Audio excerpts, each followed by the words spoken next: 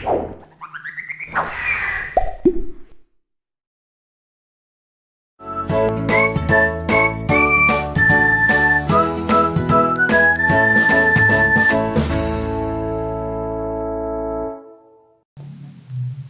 teman-teman semua, balik lagi kita buat video di minggu ke-10.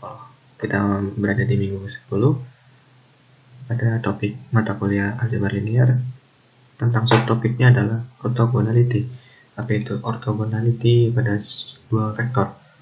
Kalau misalkan orthogonality secara garis besarnya, kalau kita mempunyai dua vektor di ruang 2, di ruang 3, di ruang N, itu bagaimana perilakunya jika saling tegak lurus. Nah, itu yang dinamakan orthogonality. Nanti kita bahas.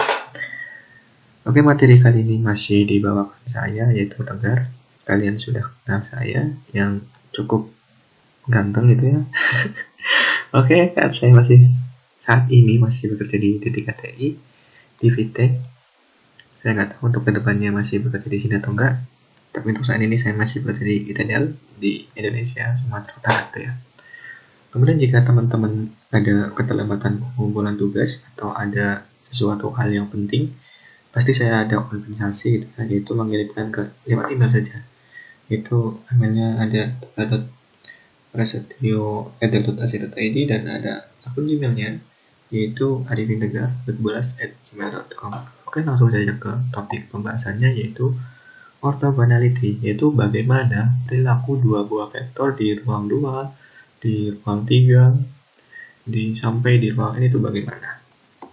Oke, sebelumnya kita sudah belajar cara menghitung perkalian vektor U dan V itu akan sama dengan misalkan adalah cos theta, salah satu cara gitu ya, cos theta dikali U dikali panjang U dikali panjang V. Nah, kita bisa mendapatkan cos theta-nya itu akan sama dengan U kali V dibagi panjang U dikali panjang V gitu ya teman-teman. Nah, dari ekspresi ini kita bisa dapatkan theta-nya, yaitu dengan mengarkeskan kosinusnya dengan arcus kosinus U kali V dibagi panjang U dikali panjang V. Nah, yang perlu diperhatikan di sini, ini dapatnya dari sini ya. Jadi ini dapatnya.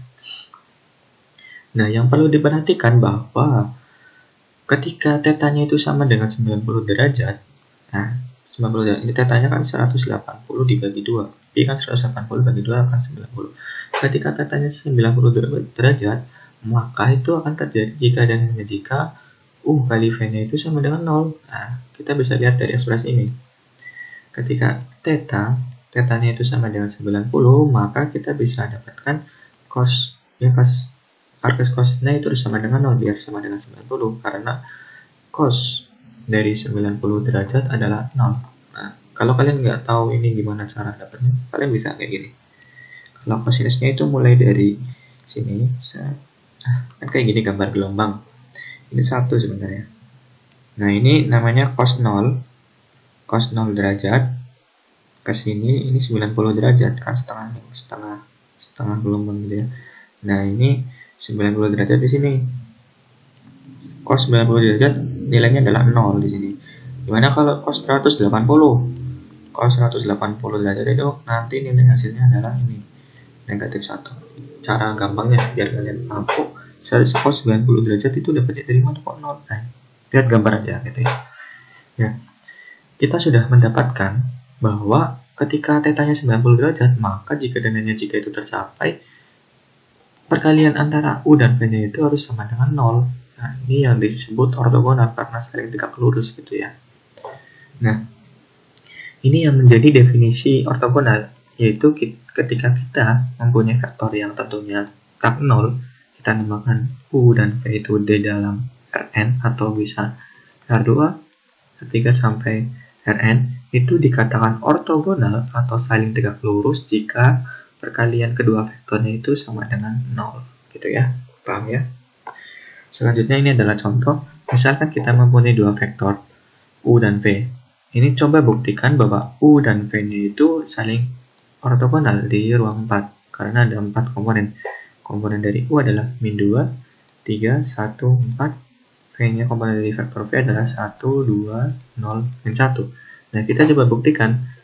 Kan tadi kita bilang U kali V itu ortogonal ketika perkalian U dan V-nya itu akan sama dengan 0. Nah, kita coba buktikan yang A. U kali V-nya itu akan sama dengan, ingat ya, ini U kali V itu bisa sama min 2 dikali 1, min 2 dikali 1, 3 dikali 2, ditambah 3 dikali 2, ditambah 1 dikali 0, ini 1 kali 0 ditambah 4 min 1, tambah 4 kali min 1. Nah, ini kan hasilnya akan min 2 ditambah 6 ditambah 0 ditambah negatif 4. Ini akan sama dengan negatif 4 ditambah negatif 2 adalah negatif 6 ditambah 6. Itu sama dengan 0. Oh, ternyata U kali V-nya itu sama dengan 0. Maka bisa kita katakan berdasarkan definisi yang tadi, kita bisa katakan bahwa U dan V-nya itu saling tegak lurus kalau digambar. Bisa digambar sendiri gitu ya. Nah, kita yang B nih, menarik. Coba kita buktikan bahwa S-nya itu, misalkan S-nya itu vektor yang komponennya itu adalah, S-nya itu adalah himpunan yang komponennya adalah unit vektor standar di R3. Coba perlihatkan bahwa setiap pasangan himpunan ini adalah saling ortogonal atau saling tegak lurus. Nah, kita coba gambarkan. S-nya itu kan di sini. Kalian masih ingat ya, kalau unit vektor standar di ruang 3 kan ini, misalkan ini I, ini J, ini K. Nah, kita pengen buktikan pasangannya itu saling tegak lurus. Nah, kita coba buktikan. Misalkan kita lihat vektor I dan vektor J. Oh, ternyata vektor I dan vektor J digambar itu saling tegak lurus. I kali J-nya itu berarti akan sama dengan 0. Nah, ternyata I kali J-nya itu sama dengan 0. Karena tegak lurus, maka akan sama dengan 0. Ya.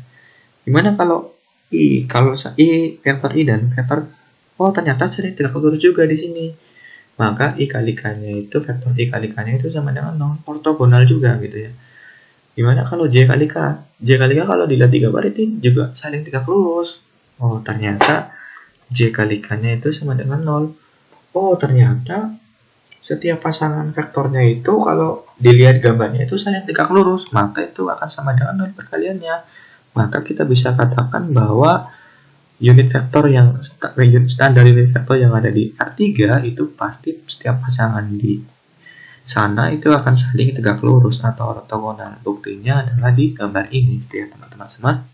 Paham ya? Kemudian selanjutnya ada yang disebut garis normal gitu ya. Garis normal. Apa itu garis normal? Nah, garis normal adalah misalkan kita punya vektor V di sini. Garis normal itu adalah garis yang menjauhi vektornya.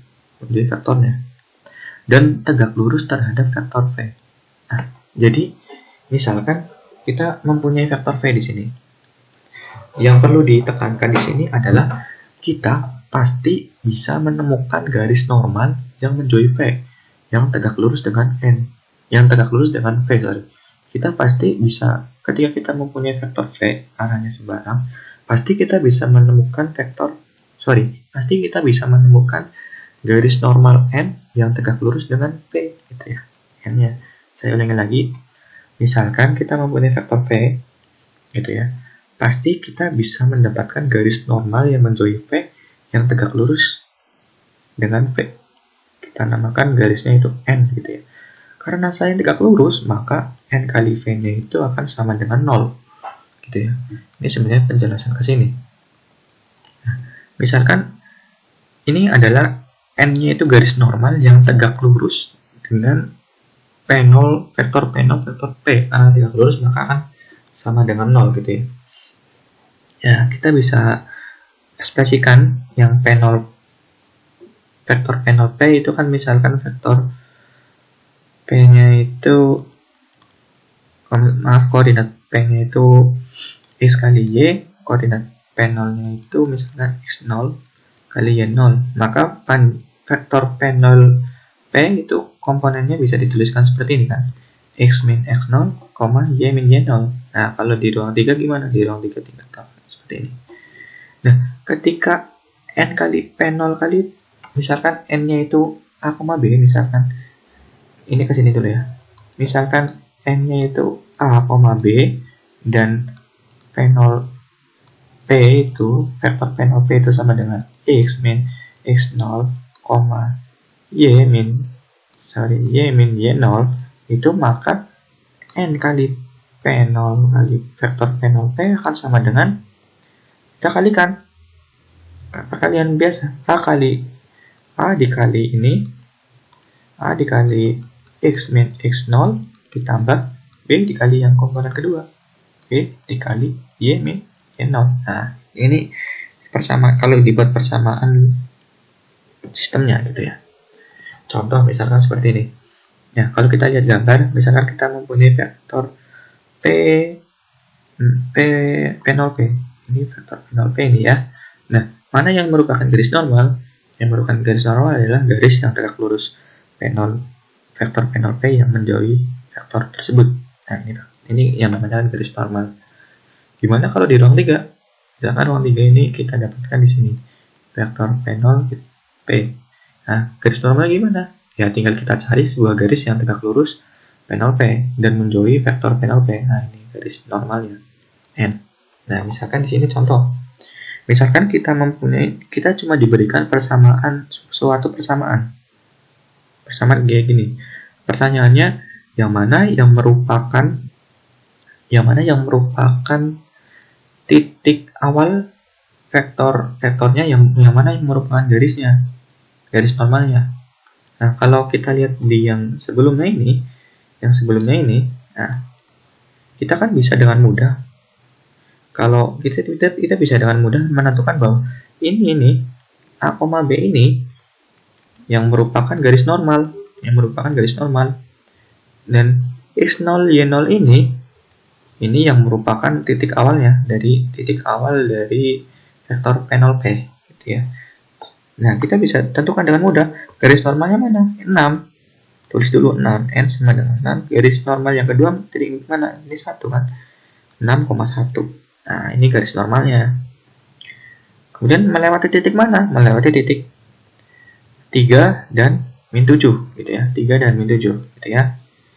Nah, kemudian bagaimana kalau misalkan persamaan seperti ini? Garis normalnya kita dengan mudah mendapatkan 4.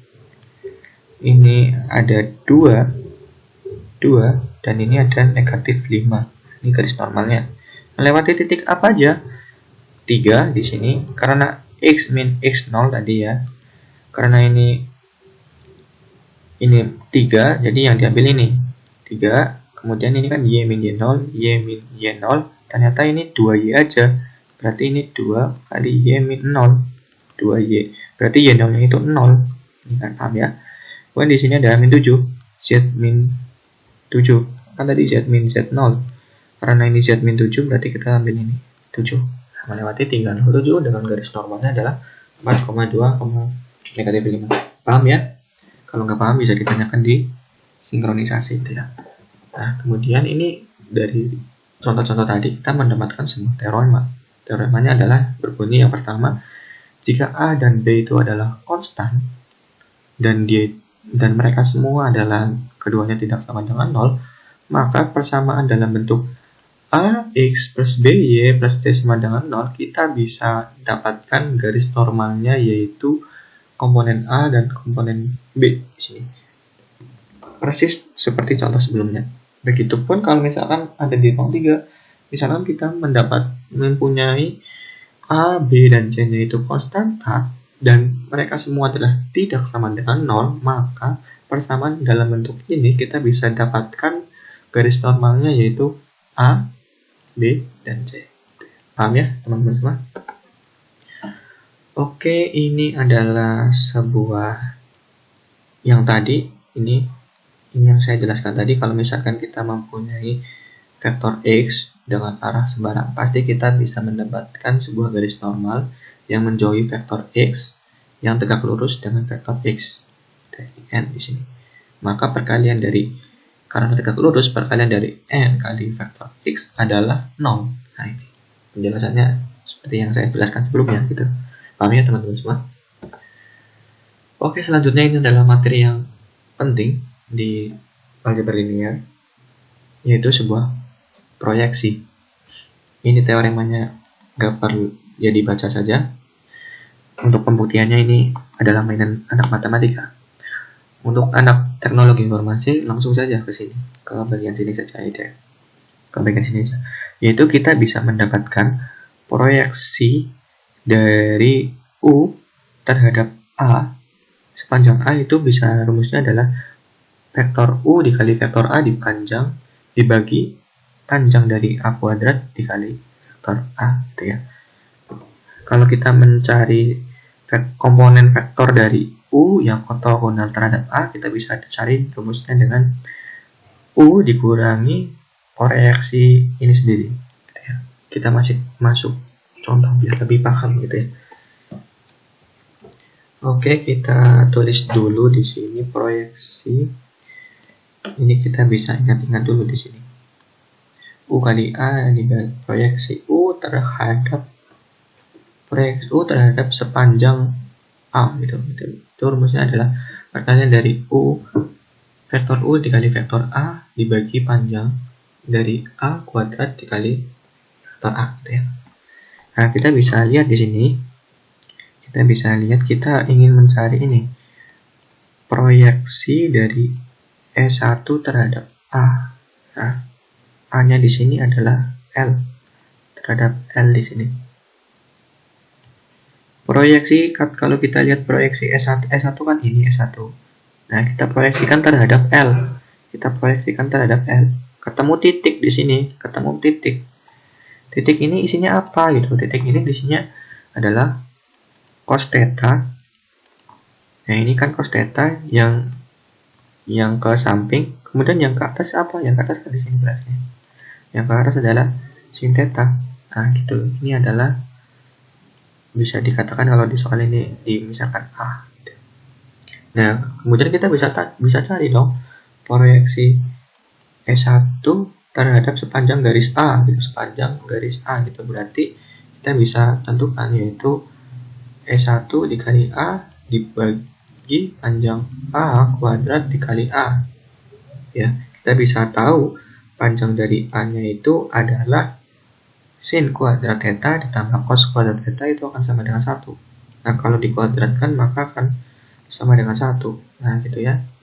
Berarti kita bisa dengan mudah yang bawah udah dapat 1, kemudian yang atas nih, yang S1 kali A itu akan sama dengan 0 kali, S1 ini yang ini ya.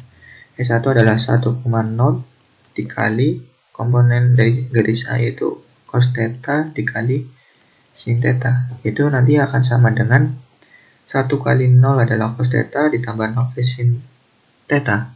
Itu satu saja biar paham deh. Cos theta ditambah 0 kali sin theta. Nanti hasilnya adalah cos theta.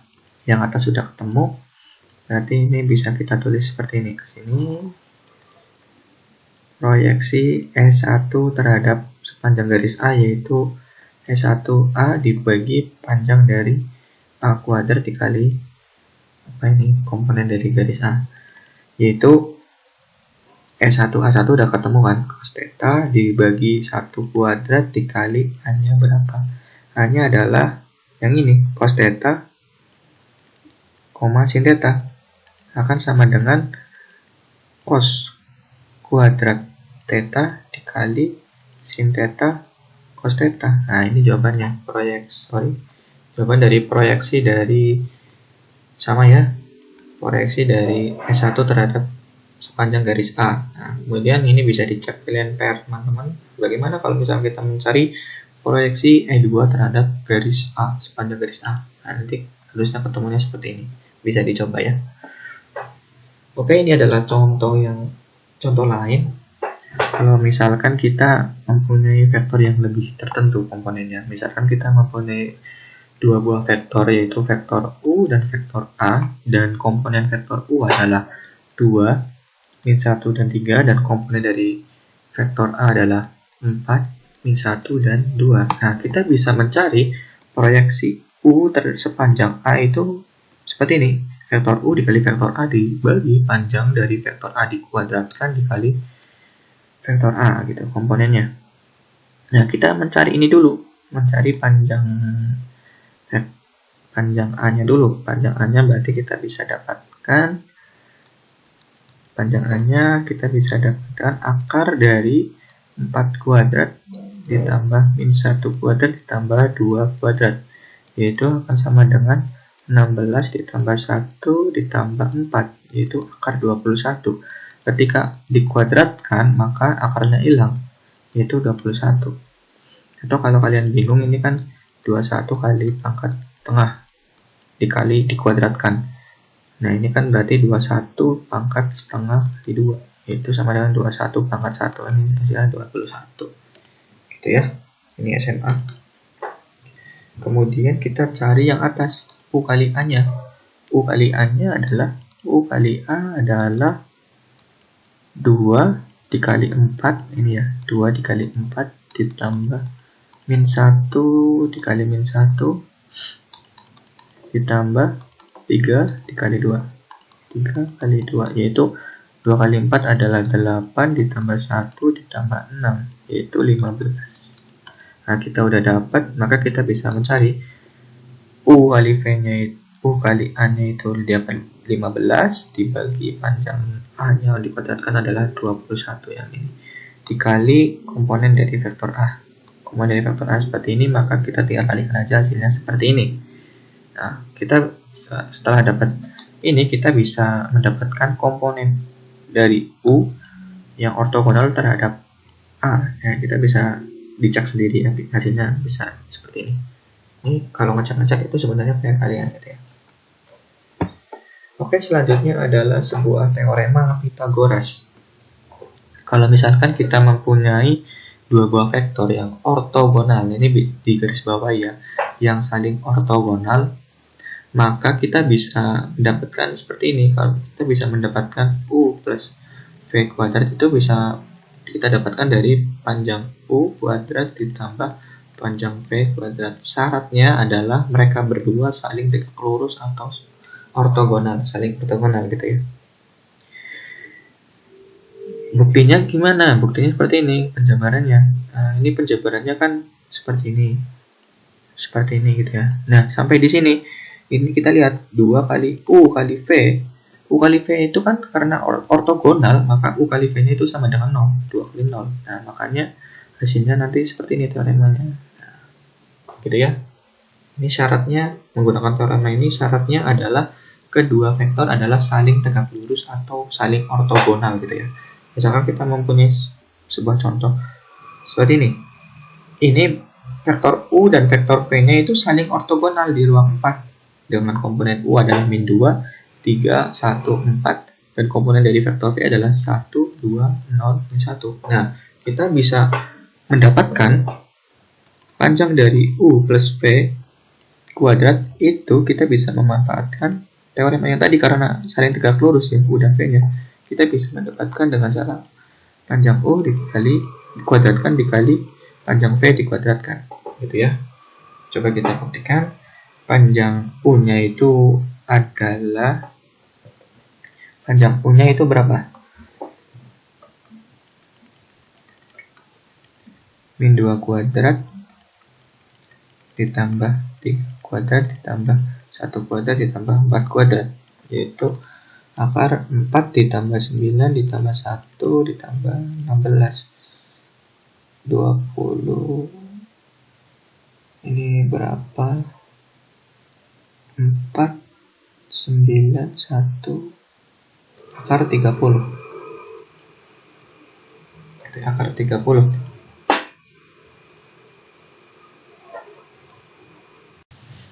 Sehingga kita dapatkan panjang dari